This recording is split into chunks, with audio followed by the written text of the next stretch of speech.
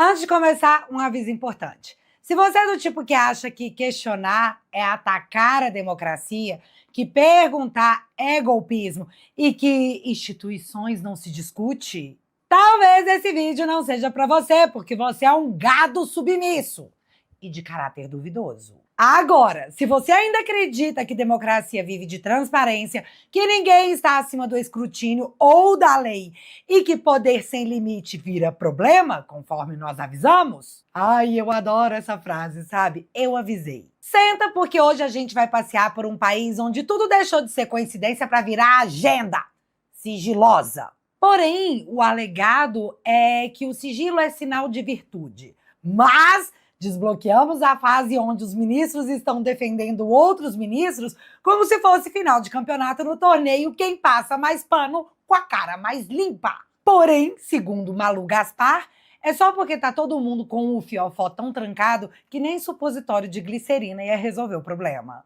O recado foi dado sem que coubesse qualquer outra interpretação. Vai piorar. E esse é o resumo do novo episódio da série House of Togas. Bora pro capítulo inteiro? A jornalista Andréa Sadi, ao vivo, tranquila, plena, como quem comenta a previsão do tempo, solta a seguinte frase: investigadores avisaram ministros de que o caso do Banco Master vai se agravar. Oi? Ouve aqui comigo só pra você ter certeza que eu não tô maluca. Os ministros do Supremo foram avisados, foram alertados, receberam relatos de investigadores de que a situação vai se agravar. Essas investigações não é que elas vão andar, elas vão se agravar. O buraco realmente é muito mais embaixo nos relatos que os próprios ministros tiveram de investigadores, de gente que está acompanhando o caso. E a grande pergunta é, esse caso vai continuar nas mãos do ministro Dias Toffoli? A gente tem visto algumas informações públicas, declarações de apoio. Agora há pouco teve o ministro Gilmar Mendes, na semana passada teve o ministro Edson Fachin, presidente da corte, numa nota que, acredito eu, era para defender o Supremo, mas um tiro no pé. Aquela nota na minha visão. Porque não tem como ser... É incompatível você defender o Supremo e não fazer uma crítica do que está acontecendo dentro da corte em relação ao Banco Master. Estou falando sobre esse caso específico. E aí, ministros com quem eu tenho conversado nos bastidores, eles dizem assim, tá aqui, obrigada.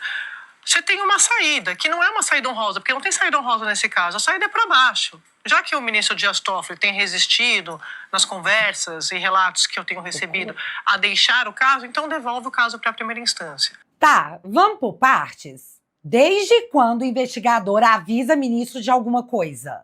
Aviso de quê? Aviso tipo, olha, só pra você saber, investigador investiga, ministro julga. Um não manda zap pro outro dizendo, se prepara aí que tá vindo um negócio. E pelo amor de Deus, isso aqui não é uma acusação, é aula gratuita de funções básicas do Estado. Se existe aviso, a pergunta não é quem avisou, e sim por que avisou. E em que ambiente isso aconteceu? Sala formal? Café? Grupo secreto no Signal chamado STF Friends? Democracia não funciona no modo spoiler, meu amigo. E vem cá, como que a Sadi fala isso no jornal com a cara mais plena do mundo? Porque eu preciso lembrar que por muito menos o Moro foi considerado suspeito pelo próprio STF. E o mais louco, se bem que é tudo loucura demais, é que os caras estão tão comprometidos, envolvidos nesse escândalo, que a saída honrosa mencionada é deixar ir para a primeira instância, onde deveria estar desde o dia 1. Bicho, os caras puxaram o processo no melhor estilo. Foi pro Supremo! E não para por aí, porque no mesmo dia de ontem, a Malu Gaspar entra no circuito e joga gasolina no incêndio. Ela relata que Gilmar Mendes e Alexandre de Moraes estariam atuando para manter Dias Toffoli como relator do caso Master. E por quê? Segundo ela mesma, porque vai piorar. E agora os outros ministros que são aliados do Toffoli no Supremo, a saber, Gilmar Mendes e Alexandre de Moraes, estão operando para que o Toffoli continue.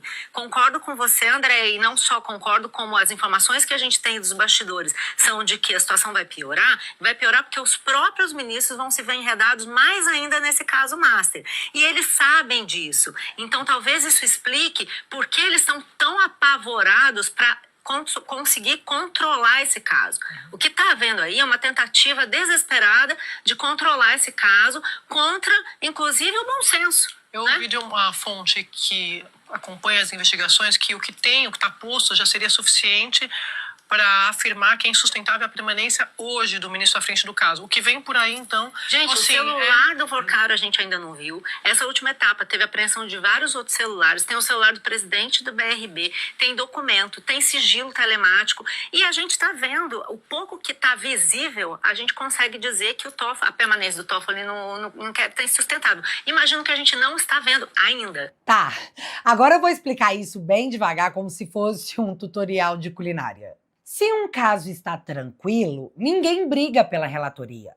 Se um caso é irrelevante, ninguém se mexe. Se um caso é só ataque da imprensa, e que momento é ataque da imprensa? Ninguém entra em campo. Mas quando o caso vai piorar, o risco vai aumentar e o desgaste pode espalhar a nível oxiurus, que causa aquele incômodo no bumbum, a prioridade se vira para ajudar quem controla o caso. No caso, vamos ajudar o Toffoli. Não é sobre justiça, galera. Isso aí é gestão de danos. E aí, como se fosse ensaiado, pré-combinado, Gilmar Mendes aparece publicamente no Twitter para defender o Toffoli, num texto bonito, cheio de palavras grandes como Constituição, devido processo, confiança da sociedade, Rabbit. Ai, meu Deus, eu não resisti a fazer isso, né? Rabbit. Mas no texto ele não abre a boca para falar do resort, do jatinho, do André Esteves, dos irmãos do Toffoli, porque aí complica. Então vai uma defesa genérica para não dizer que ele não está se esforçando. Só que o contexto de ontem era investigadores avisando ministros, jornalistas dizendo que o caso vai piorar, relatoria do Toffoli sendo blindada pelo próprio Gilmar e pelo Alexandre, claro, além de pedidos de afastamentos crescendo. A resposta à soma de tudo isso é ministro defendendo ministro em rede social, porque salve-se quem puder. Galera, desde quando isso é normal?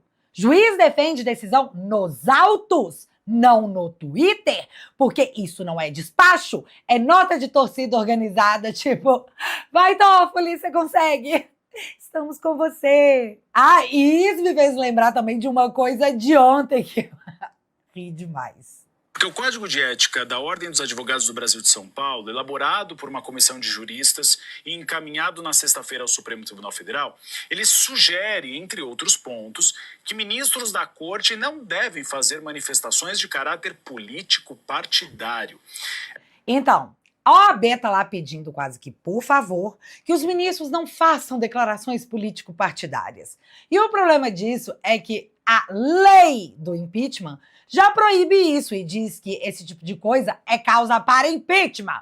Então, o que a OAB está fazendo é dizer publicamente que os ministros desrespeitam a lei e quase que implorando para que eles parem de fazer isso. Cara, que coisa mais humilhante para a OAB e para o povo brasileiro.